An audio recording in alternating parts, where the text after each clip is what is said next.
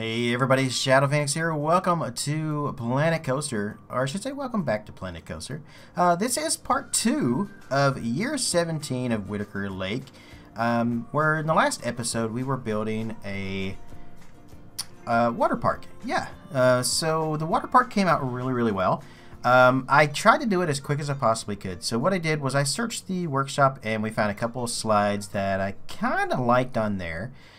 I was able to throw those into the mix, but then I used Silverette's awesome water slide pieces to make 2 other new slides for the area myself. So it does have a little bit of custom pieces to it, a couple of custom slides as well as a couple from the workshop to kind of fill in the gaps. And the reason I use the ones from the workshop is because the custom one, the 2 custom slides on the one platform, took me forever to do. I literally worked for like a week on that.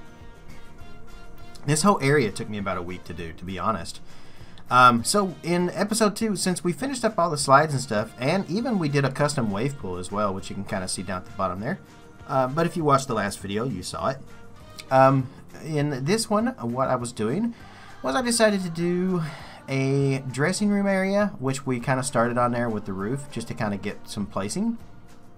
And then right now what I'm building is a little, like a food stall, basically. And I decided to give the whole area a very 90s feel, but also very Polynesian, tropical, very tropical, I guess. A California tropical, I guess, was what I could go for. Basically, a little tropical water park area hidden in the woods of, I don't know, the Midwest or wherever this actual park is technically placed, which I never really decided on, like a state or anything that this park is in. And I probably never will. I'll just leave it to your guys' imaginations on where you think the actual park is in the United States. It's definitely a United States park, but, you know, maybe it's in Kentucky, maybe it's in Ohio, maybe it's in West Virginia. I don't know. It's you know, somewhere along those lines. Maybe it's in Missouri, maybe it's in Texas. You know, who knows? Could be in California. But nonetheless, it is, you know, just an experimental park where we try to build everything as the way a park should be. And with all that being said, let's talk about what we're doing. So I came up with the idea to build the surf shack, and I wasn't sure how it was going to turn out, but it actually came out quite well.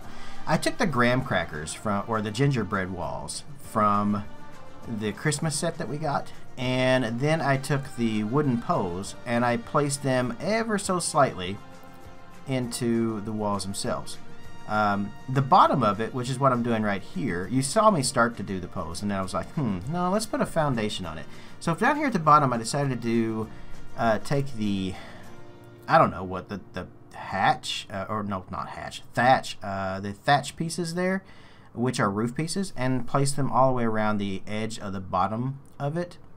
And then also we're going to put some wooden stuff over top of that to kind of give it a really nice feel. And then we are going to line the walls with these, with the wooden posts. And I turned a couple of them upside down and stuff to kind of get a little bit of variation.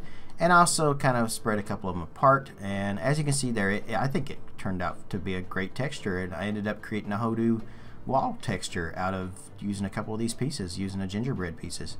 So who knows that gingerbread pieces could also be used to make a tropical food shop. Who knows? Who would have thought it? I guess I thought of it, and it works. So yeah, that's what we kind of did for this. I ended up just copying a lot of it and just kind of moving it around, and that's how we ended up finishing up a lot of this as quick as possible. The slides took me forever, and it was just a pain.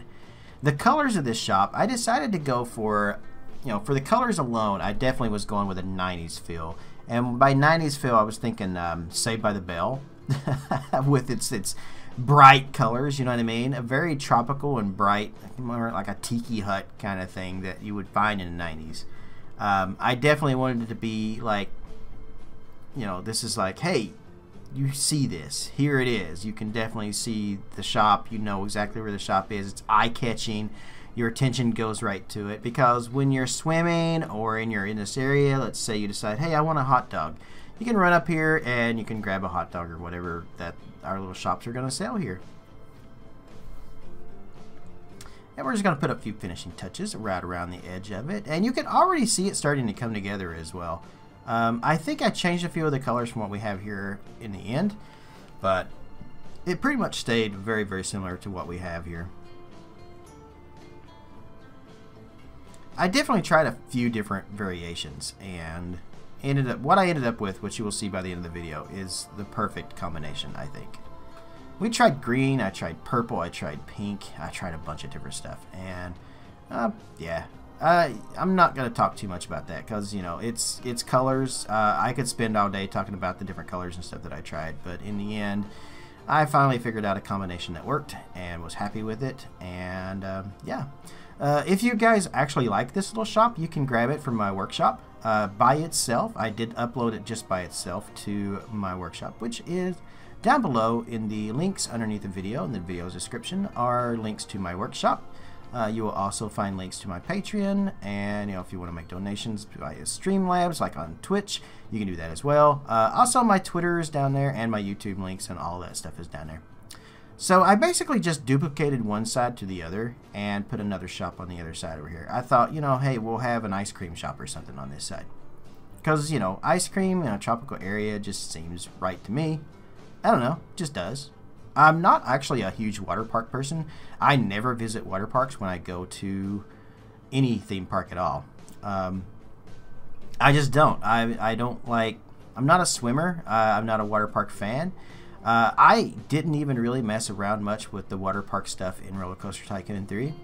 And a lot of people are you know, they would love to have water parks in Planet Coaster.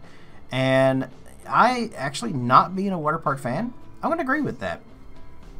After building this park, I would love to see water parks added to Planet Coaster. I think I would use them more than I ever did in Roller Coaster Tycoon 3. And I literally never touched them in Roller Coaster Tycoon 3. Like, I tried a couple of times, and where I was not used to it, I had no idea how to actually make them work. I couldn't get things to link up. I don't know what I was doing wrong. But I just could never get the Roller Coaster Tycoon, the water park stuff to work for me. So, yeah, I just didn't use it. In Planet Coaster, I'm fairly certain in Planet Coaster, I would definitely use it. And there the yawning starts. I tried my best not to start yawning in this video, but I'll be honest, guys, it's 2 a.m. in the morning right here where I'm at. I've been recording videos and working on videos for YouTube all day long because I have really been working on trying to get a video every single day, just about of the week. Minus like Sundays or something, but I did it a couple of times, and then the other weeks I just haven't been able to manage it, and I've missed a couple of days.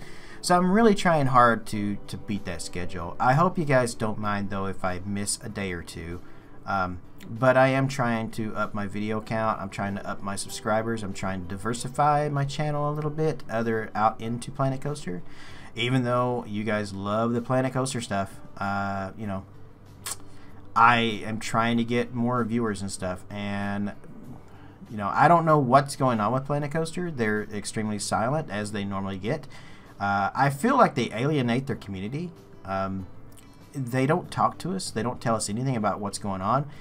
I'm sure they are working on some sort of update, and we will get an update. I don't think they just completely ended all support for it. I imagine we'll get a new update for it. They have a Frontier meeting, like a thing coming up, like community meeting thing with people at PAX East, which is coming up here soon in April, I think. So probably, knowing Frontier, what will happen is they'll be like, oh hey, we have new DLC coming, and everybody will be like, yay, and then they'll be like, and it's coming next week. We've been secretly working on this and not told you a thing for like months, and because we didn't want to get you too hyped. And they're going to hype us up, and then when we actually get it, you know, even a week later, it's still not going to be what they promise. I mean, I don't know. If it's DLC, if it's anything like Spooky, or if it's anything like Adventure DLC, I'll be happy with it nonetheless. But I imagine there's going to be some things in it be like, what? Why did you make that decision? And, you know, because that's what Frontier does. They do weird things and make weird decisions with the game. It's their game, sure, but I really don't think they're always like, hey, we're listening to the community. Are you? Because the community is speaking out, and and you're not giving us anything we want. So I don't know. It's like first they were trying to, you know, cater to the casual person, and then they realized the casual person's not the one that's going to be spending money on the DLC and stuff. So then they're like, oh, okay, we're going to listen to the hardcore players, and then they're not even doing that. It's like they're half-assing stuff. But I don't know. I still love the game. I'm still going to keep playing it with all of its flaws. It has many flaws, but I'll still keep playing it because I do love this game so much. If I didn't love it, I wouldn't have sunk so many hours into it. Yeah, and hey, I mean, if anybody out there thinks I am just too negative on Frontier, or if you know, I'm negative towards the game or anything, I'm much more positive towards this game than I ever am negative. I am a little bit negative towards Frontier, and I'm going to start being a lot more negative towards Frontier because I don't have to. I'm not going to kiss their butts, basically. There's a lot of people out there who do. I'm not going to be one of those people. Frontier never did anything for me. I was a featured creator for a while. I'm not now because we had a few words, which I'm not going to get into. I actually recorded this whole video, the voiceover and stuff on it once before. Ended up going into a rant that lasted the entire video. And before I knew it, I was at the end of the video and had used up all the time ranting and didn't discuss anything about what I was building. So I'm not going to talk about any of that. Let's just say that there were some things that happened. I was extremely unhappy with the things that happened, and that's just how things ended up. I had some words with a couple of the community managers, well, with one of them anyway, and yeah, I wasn't happy with how I got treated as being a featured creator. I was told I was way too negative and that they support a positive community. Okay, sure. If I'm the most negative person out of everybody, yeah, all right. You say whatever you want, Frontier, but I'm actually not. I support you guys. I've been there through everything. I'm still going to keep buying your game. I'm still going to, if somebody asks me if the game is good, I'm going to be like, oh yeah, it's an awesome game. I've sunk 2,500 hours into this game. You know, obviously I love the game. I'm a lot more positive towards this game than I am negative, but they seem to think I'm a negative Nancy, I guess. And yeah, I'm not going to apologize for the things that I said. I'm going to call this game out for its flaws. I may even start to get even worse about calling out its flaws, which I guess I kind of started doing that by now. If you guys watch my Twitch streams, you know that here lately I've been quite negative, more so than usual, because there are things in this game that have been broken and not fixed. Fairy tale roofs, for example. Fairy tale roofs were broken back last year. How were they broken? Well, there used to be a line that you could, if I'm not mistaken, it was either like a single color, like a dark color, or it was colorable, and I'm pretty sure it was colorable.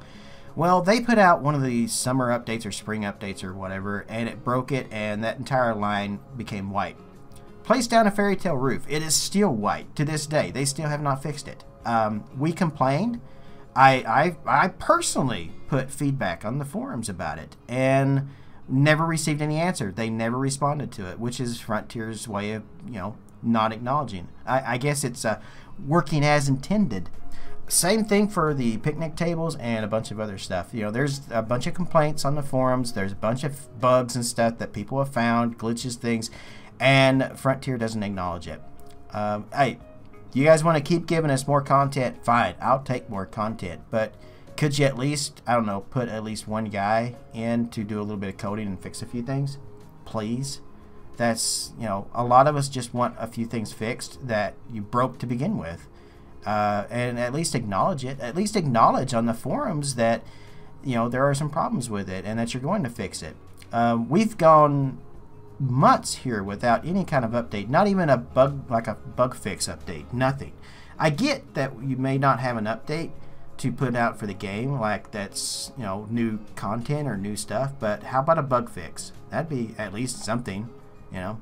But I digress, and we are at the end of the video.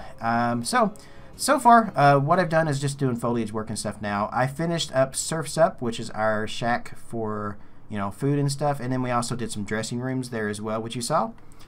Again, we gave the whole area a very tropical feel, kind of like hidden out in this wooded area. And that has been this episode. I hope you guys have enjoyed it. I will see you in year 18 of the park. And I will also see you guys tomorrow in another video, which I think you guys will like. Hopefully, anyway. So be sure to like, subscribe, hit all those buttons that everybody says to hit. Do all that. I love reading your comments. Even write as much as you want or write something as short as you want. I love seeing the comments, and those comments help out us YouTubers as well. So you guys have a great rest of the evening. I am out of here, and here is a POV showcase of the entire finished area. I hope you guys like it.